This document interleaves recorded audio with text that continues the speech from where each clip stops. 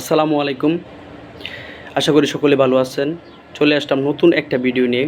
আমার আজকের টপিক হচ্ছে এস খতিয়ান। পূর্ববর্তী আমার ভিডিও ছিল আসলে সিএস নিয়ে। সিএস এর পরবর্তী যে আপডেটটা হচ্ছে এস খতিয়ান। আজকে আমি চেষ্টা করব এস খতিয়ানের ইতিহাস, এস খতিয়ানের বিভিন্ন নাম, এস খতিয়ানের দুর্বলতা এবং কেন আমাদের এস খতিয়ান আমাদের প্রয়োজন সে সম্পর্কে টোটালস আলোচনা করার জন্য। ইনশাআল্লাহ আমি আমার ক্ষুদ্র জ্ঞান থেকে আমি যতটুকু জানি চেষ্টা করব আপনাদেরকে শেয়ার করার জন্য। আশা করি আমার পাশে থাকবেন। ইনশাআল্লাহ চেষ্টা করব পুরাটা বোঝানোর জন্য। এসএ মিনিং হচ্ছে স্টেট অ্যাকুজিশন।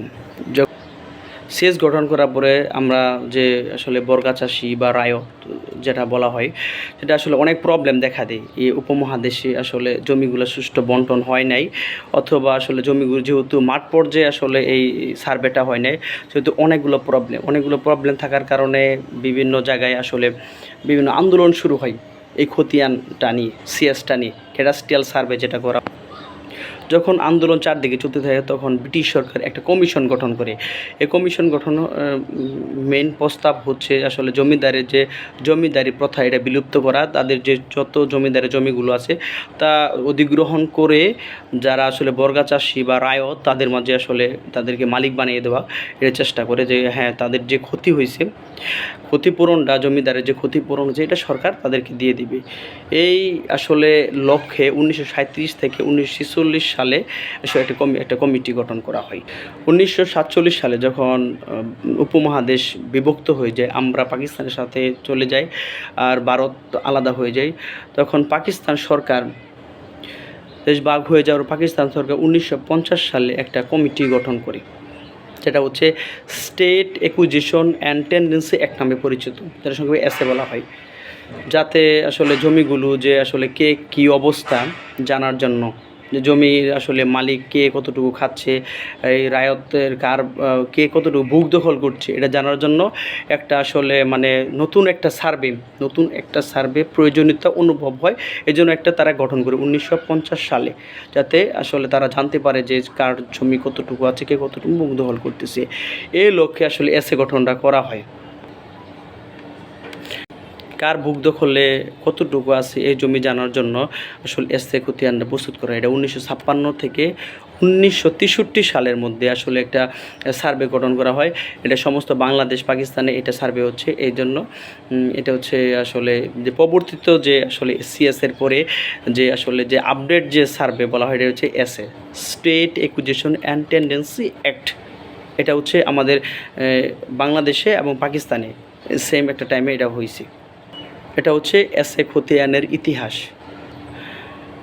এখন আমরা জানব এসে খতিয়ানের বিভিন্ন নাম। এটা বিভিন্ন জায়গায় বিভিন্ন নাম বলা হয়ে থাকে। এটা প্রথমে বলা হয় পিএস, যেহেতু এটা পাকিস্তান আমলে এটা হয়েছে এই খতিয়ানটা, সেজন্য অনেকে এটা পিএস বলা হয়। আবার এটা অনেকে এসে, যেটা হচ্ছে state acquisition and tendency act, এটা ডাকে, এই নামেও ডাকে এসে। আবার অনেকে এমআর, রেকর্ড অফ রাইটস, এই নামেও ডাকে। অনেকে আবার MRR, modified record of rights, এই নামেও ডাকে। আবার অনেকে যারা মুরব্বী আছে ওনারা আবার বলে 62 খতিয়ান। 62 কেন বলা হয় সেটা আমি বলছি।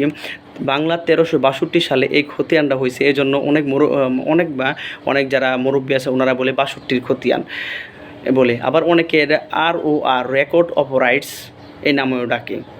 এই জন্য যেই নামে ডাকুক না কেন মেনে হচ্ছে এটা হচ্ছে state acquisition and tendency act. এখন আমি বলবো যে আসলে এসে খতিয়ানের যে প্রকারভেদ। এসে খতিয়ান হচ্ছে দুই প্রকার, একটা হচ্ছে এক পাতা আর একটা হচ্ছে দুই পাতা। এক পাতার খতিয়ানগুলো আপনি পাবেন হচ্ছে ঢাকার আশেপাশে অঞ্চলে, আর বাকি যে বাংলাদেশের আদার সাইডে সব হচ্ছে দুই পাতার খতিয়ান। এখন হচ্ছে এসে খতিয়ান যে আসলে এক পাতার খতিয়ান চেনার এক পাতার খতিয়ানে মন্তব্য কলামে, এটা আবার বলছি আপনার এসে খতিয়ানের এক পাতার যে খতিয়ান, এটা মন্তব্য কলামে সাবেক বাটা হাল লেখা থাকবে। আমি আবার বলছি সাবেক বাটা হাল লেখা থাকবে মন্তব্য কলামে। আর যদি আপনার দুই পাতার বা দুই পৃষ্ঠার হয় তাহলে থাকবে 49, 50, 51, 52 ধারা মতে লেখা থাকবে। আমি আবার বলছি আর যদি এটা হয় দুই পাতার এসে খতিয়ান তাহলে 49, 50, 51, 52 ধারা মতে লেখা থাকবে। এটা হচ্ছে দুই পাতার খতিয়ান। আর হচ্ছে সাবেক বাটা হাল যেটা লেখা থাকে এটা হচ্ছে এক পাতার খতিয়ান। এই খতিয়ানটা এসে খতিয়ানটা আসলে মূলত হাতে লেখা খতিয়ান। বাংলাদেশের সকল জায়গায় আপনি এটা হাতে লেখা পাবেন, কিন্তু এটা শুধুমাত্র বৃহত্তর বরিশাল আর ফরিদপুরে এটা আপনি পাবেন হচ্ছে প্রিন্টেড খতিয়ান। এসে খতিয়ানটা আপনি প্রিন্টেড আকারে পাবেন, আর সব জায়গায় পাবেন আপনি হচ্ছে হাতে লেখা। এখন আমি বলবো আসলে এসে খতিয়ানের যে প্রবলেমগুলো, আসলে এর কিছু অনেক সীমাবদ্ধতা আছে। এসে খতিয়ানটা আসলে হচ্ছে হাতে লেখা থাকার কারণে বারবার আসলে পরিবর্তন মানে কাটাকাটি মুছামুছি করার কারণে আসলে এটা প্রবলেম হয় হিসার। আর এটা আসলে যখন করা হয়, এটার মূল ভিত্তিটা ধরা হয়েছে সিএসকে মূল ভিত্তি ধরে আসলে এসে খতিয়ানটা করা হয়েছে। এটাও কিন্তু মাঠ পর্যায়ে যাওয়া হয় নাই। এটা মূল ভিত্তি ছিল আসলে হচ্ছে আপনার যে জমিদার যে খাজনা গ্রহণ করতো, যে রেজিস্টারটা ছিল ওইটা থেকে আসলে কার কোন মানে যারা হচ্ছে আসলে বর্গা চাষি কে কতটুকু খাচ্ছে, কে কতটুকু খাজনা দিচ্ছে, সেটার উপর ভিত্তি করে আসলে এসে খতিয়ানটা করা হয়েছে। সিএসকে আসলে টোটালি ফলো করছে, কিন্তু আসলে এটা মাঠ পর্যায়ে জানে। এখানেও অনেক সীমাবদ্ধতা রয়ে গেছে এসে খতিয়ানের। হাতে লেখার কারণে আসলে অস্পষ্ট, কাগজটাও ভালো না, আসলে এখানে অনেক সীমাবদ্ধতা আছে।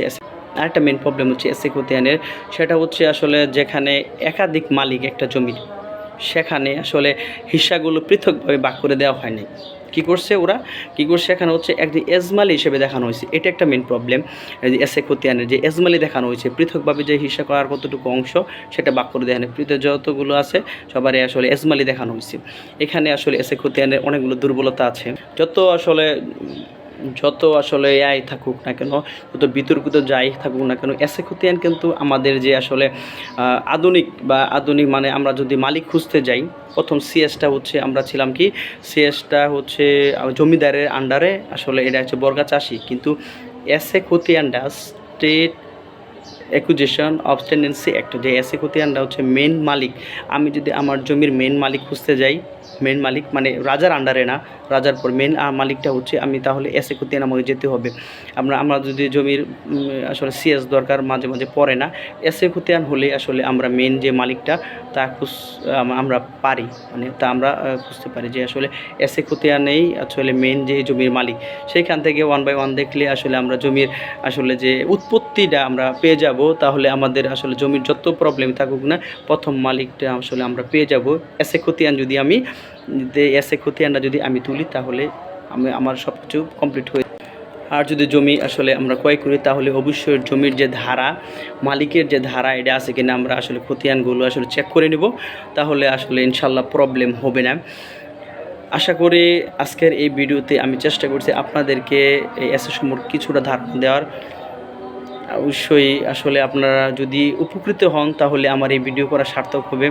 আর একটা কথা, অবশ্যই আমার যে ফেসবুক পেজ আছে, আবার অবশ্যই আপনার যে ইউটিউব চ্যানেল আছে, আপনারা অবশ্যই সাবস্ক্রাইব করে দিবেন। আর আমি সারা বাংলাদেশে সকল জায়গায় নকশা ডেলিভারি দিয়ে থাকি।